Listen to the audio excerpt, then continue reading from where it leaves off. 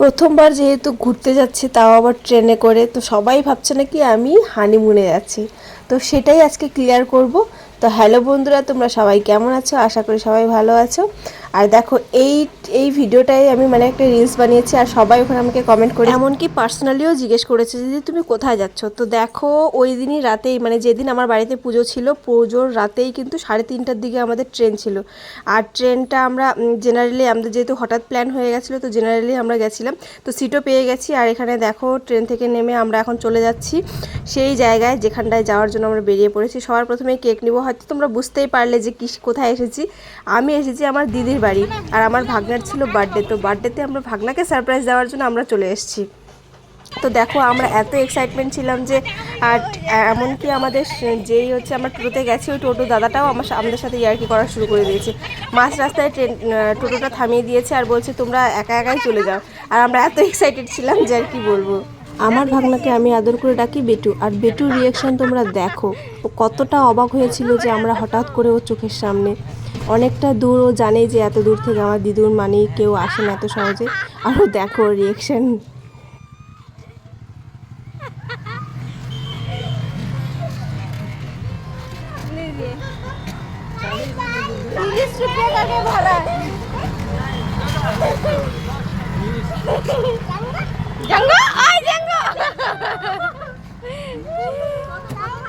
দেখলে তো এত খুশি, এত খুশি যে আর কি বলবো, এত খুশিও অনেক হ্যাপি হয়েছিল। আর সেটার জন্যই, ওকে হ্যাপি দেখানোর জন্যই আমরা এসেছি এত দূর থেকে। আমার দিদির বাড়ি আসানসোল, অনেকটাই দূর, যেহেতু খুব একটা বেশি আসা হয় না।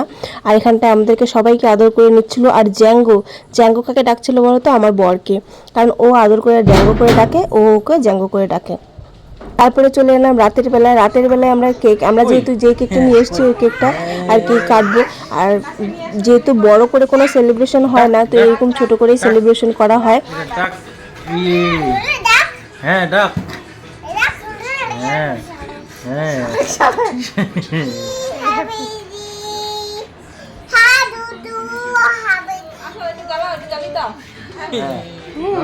ধরো ধরো ধরো, আগে জ্বালাই ধরো ধরো। তো হচ্ছে এটাই সেলিব্রেশন করা হচ্ছে, কিন্তু রাতের বেলা ওরা আবার দিদিরা আমার রাতের 12টার দিকে ওরা আবার সেলিব্রেশন করে নিয়েছে একবার। তো আমরা তারপরে দিন মানে 29 জুলাইয়ের এটা ভিডিওটা আর কি। তো 29 জুলাইয়ের আর কি একটু লেট হয়ে গেল আপলোড করতে। দেখো আমরা নিয়ে এসেছি ডাক, তো ও ডাক বলছিল, ডাক কেক হাঁসের, যেহেতু ও হাঁস ছোটোবেলায় খুব ভালোবাসতো, সেই জন্য আমরা ওই থিম হিসেবেই নিয়ে এসেছি। আর ওর যেহেতু পছন্দ, তো এখানে ও কেক কাটছে। আর ও কেক কাটার জন্য ও যে গানটা করছে তোমরা তো শুনতেই পাচ্ছ কি বলছে। হ্যাপি টি ওর হচ্ছে গান, হচ্ছে হ্যাপি টি।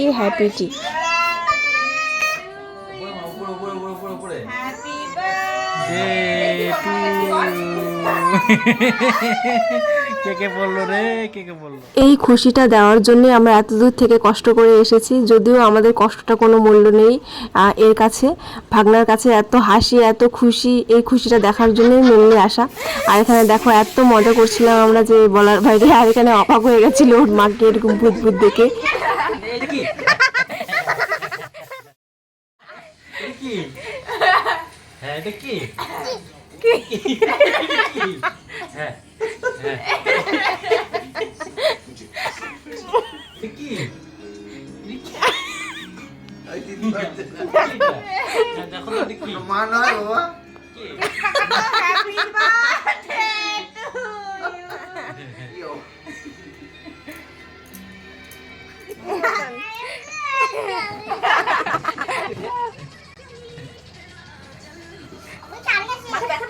না কেক খাও। আজকের দিনটা ঠিক এইভাবে আনন্দ করে কাটিয়ে দিলাম। আর এই দিনটা যাতে বারবার ফিরে আসে, সবাই আশীর্বাদ করো আমার ভাগনা যাতে মানুষের মতো মানুষ হয়, আর যাতে অনেক বড় হয়, সবাই একটু আশীর্বাদ করো।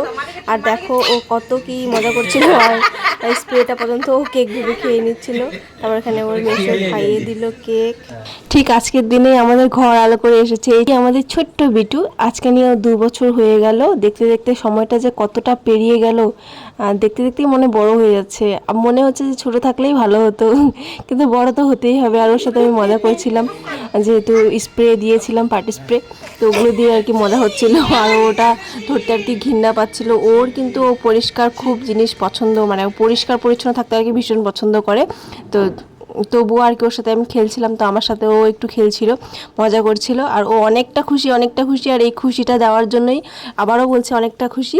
আর তো খুশিটা দেওয়ার জন্যই আমরা মেনলি এসেছি। আর আমাদেরকে দেখো কত আদর করে নিচ্ছে, যেহেতু পায় না সবসময় মানিদের, দিদুন, দাদান, সবাইকে যেহেতু পায় না, অনেকটা দূরেই, তো ওই জন্য ও আসলে আমরা খুশি হয়ে যায় ও। তো আই হোপ কি সবার ডাউট ক্লিয়ার যে আমি আমার ভাগনাকে সারপ্রাইজ দেওয়ার জন্য এসেছি। তো তোমাদের ভিডিওটা কেমন লাগলো অবশ্যই কমেন্ট করে জানাবে। তো দেখা হচ্ছে খুব তাড়াতাড়ি নেক্সট ভিডিওতে। টাটা।